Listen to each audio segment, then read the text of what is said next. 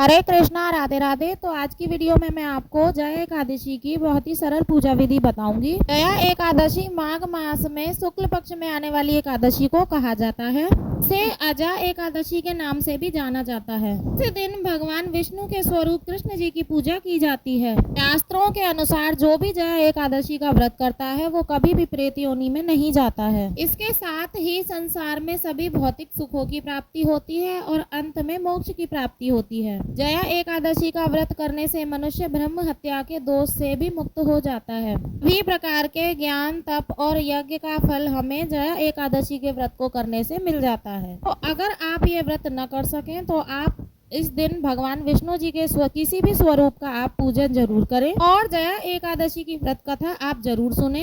आप लड्डू गोपाल जी की सेवा करते हैं तो आप लड्डू गोपाल जी का भी पूजन इस दिन अवश्य करें, क्योंकि लड्डू गोपाल जी भी भगवान विष्णु जी का ही स्वरूप होते हैं। तो चलिए सरल पूजा की विधि जान लेते हैं। जया एकादशी का पूजन करने के लिए हम यहाँ पर चौकी ले लेंगे और चौकी पर हम पीला वस्त्र बिछा लेंगे। उसके बाद हम यहाँ पर थोड़े से फूल रखेंगे और देखिए फूल की जगह आप यहाँ पर तिल भी रख सकते हैं।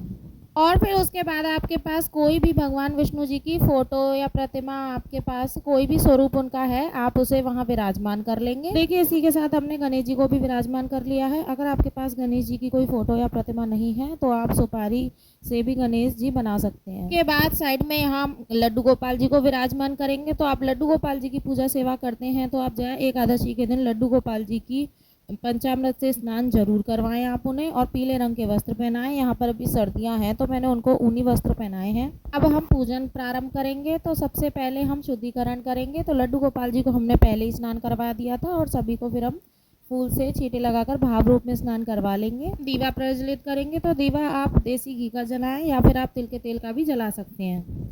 तो दीवा हमें सबसे पहले जलाना होता है एवं दीपक का हमें पूजन भी करना होता है, क्योंकि दीपक हमारी पूजा का साक्षी माना जाता है। इसके बाद हम गणेश जी को, भगवान विष्णु जी को कलावा समर्पित करेंगे वस्त्र स्वरूपी।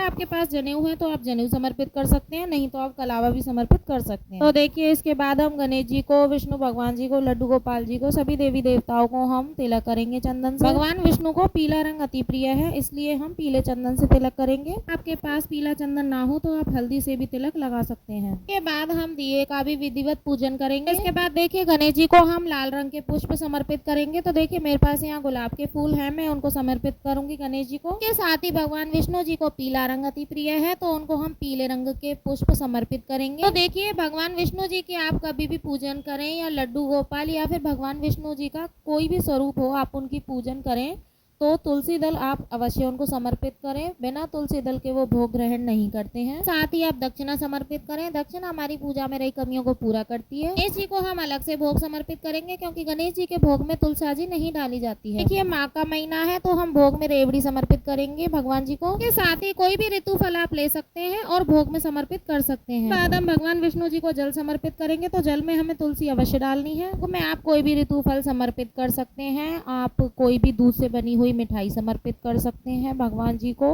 फलाहार का भी आप भोग लगाएं। को अन्न का भोग समर्पित नहीं करना है, क्योंकि इस दिन फलाहार का ही भोग समर्पित किया जाता है। माघ का महीना है तो तिल आप जरूर समर्पित करें। तो देखिए तिल हम यहाँ भगवान गणेश जी को समर्पित करेंगे, विष्णु भगवान जी को समर्पित करेंगे, लड्डू गोपाल जी को समर्पित करेंगे, यानी थोड़े थोड़े तिल हम सभी को समर्पित करेंगे। थोड़े से तिल हम दिए में भी डालेंगे। तो इस तरह से हमें अपना पूजन करना है। समर्पित करने के बाद हम सभी को धूप दिखाएंगे, दीप दिखाएंगे। धूप दीप दिखाने के बाद हमें फिर जया एकादशी की व्रत कथा सुननी है। देखिए इसके बाद हम जल का लोटा ले लेंगे और हाथ में हम थोड़े से फूल ले लेंगे, तिल ले लेंगे। खाली हाथ कभी भी, क्योंकि कथा नहीं सुनी जाती है। फिर हाथ में फूल और तिल लेकर अब हम कथा सुनेंगे। ये कथा आप मोबाइल से भी सुन सकते हैं या आप इस पुस्तक में से भी पढ़ सकते हैं। सुनने के बाद हाथ में हमने जो तिल और फूल लिए हैं वो हम सभी को समर्पित कर देंगे। इस तरह से हमारी कथा पूर्ण हो जाएगी। तो देखिए इसके बाद हमें आरती करनी है। तो हम पहले गणेश जी की आरती करेंगे, फिर उसके बाद हम लड्डू गोपाल जी, भगवान जी विष्णु जी की आरती करेंगे।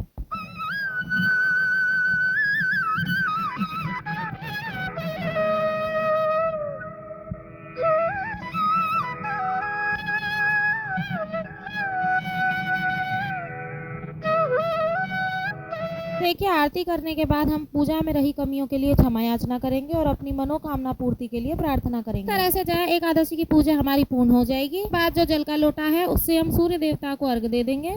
पूजा के बाद जो हमने भोग समर्पित किया है वो हम सभी में प्रसाद स्वरूप ही बांट देंगे। तो देखिए एकादशी पूजन की विधि लगभग एक जैसी ही होती है, बस भोग में अंतर आ जाता है। माघ मास में आने वाली जय एकादशी का आप पूजन करें तो आप भोग में तिल और गुड़ से बनी हुई चीजों का भोग अवश्य लगाएं। रेवड़ी ले सकते हैं, तिल गुड़ से बने हुए लड्डू ले सकते हैं, या फिर आप तिल और गुड़ से बनी हुई कोई मिठाई भी ले सकते हैं। इस तरह से आप बहुत ही सरल विधि से जया एकादशी का पूजन कर सकते हैं। तो देखिए जया एकादशी वाले दिन आप अपने तुलसी के गमले पर सुबह और शाम दोनों टाइम दीवा अवश्य जलाएं। अगर आप सुबह न जला सकें तो शाम को अवश्य जलाएं, क्योंकि भगवान विष्णु तुलसा जी के पूजन से अति प्रसन्न होते हैं। एकादशी पूजा विधि का ये छोटा सा वीडियो अगर आपको पसंद आया हो तो लाइक जरूर करें। मिलते हैं नेक्स्ट वीडियो में, तब तक के लिए राधे राधे, हरे कृष्णा।